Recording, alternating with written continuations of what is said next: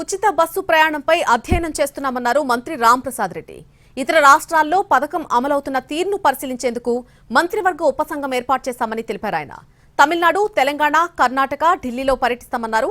మహిళలకు ఇచ్చినటువంటి హామీ అమలు చేయడమే ప్రధాన కర్తవ్యంగా భావిస్తున్నామంటున్న మంత్రి రాంప్రసాద్ రెడ్డితో మా ప్రతినిధి రవిచంద్ర ఫేస్ టు ఫేస్ చూద్దాం. మహిళలకు ఉచిత బస్సు విధానాన్ని అమలు చేయడం కోసం మంత్రివర్గ ఉపసంఘాన్ని రాష్ట్ర ప్రభుత్వం నియమించింది. ప్రస్తుతం మన దగ్గర రవాణా శాఖ మంత్రి రాంప్రసాద్ రెడ్డి ఉన్నారు. సార్, ఏ అంశాలపైన ఈ ఉపసంఘం చర్చించబోతోంది?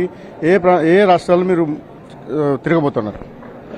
ముఖ్యంగా ప్రభుత్వం ఏర్పాటు ముందు ఏవైతే సంక్షేమ పథకాలు ప్రజలకు అందిస్తామని చెప్పామో అవి తూచా తప్పకుండా చిత్తశుద్దితో ఈరోజు ప్రజలకు అందిస్తున్నాం. దానిలో భాగంగానే ఎవరైతే ఈ రాష్ట్రంలో ఇంత భారీ ఆధిక్యానికి కారకులైన మహిళామూర్తులందరికీ ధన్యవాదాలు తెలియజేసుకునే కార్యక్రమం ఏదైతే ఉందో ఉచిత బస్సు ప్రయాణాన్ని త్వరలోనే అందించేదానికి రాష్ట్ర ప్రభుత్వం చర్యలు తీసుకునే భాగంగానే ఈ ఉపసంఘం వేయడం జరిగింది.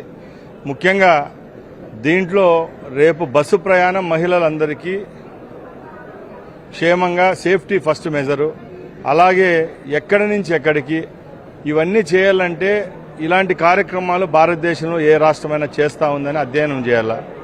అది చేసినప్పుడే తప్పకుండా మంచి రిజల్ట్స్ వస్తాయి. కాబట్టి మన పొరుగు రాష్ట్రాలైన తమిళనాడు, కర్ణాటక, తెలంగాణలో ఈరోజు ఆ రాష్ట్ర ప్రభుత్వాలు అందిస్తున్నాయి.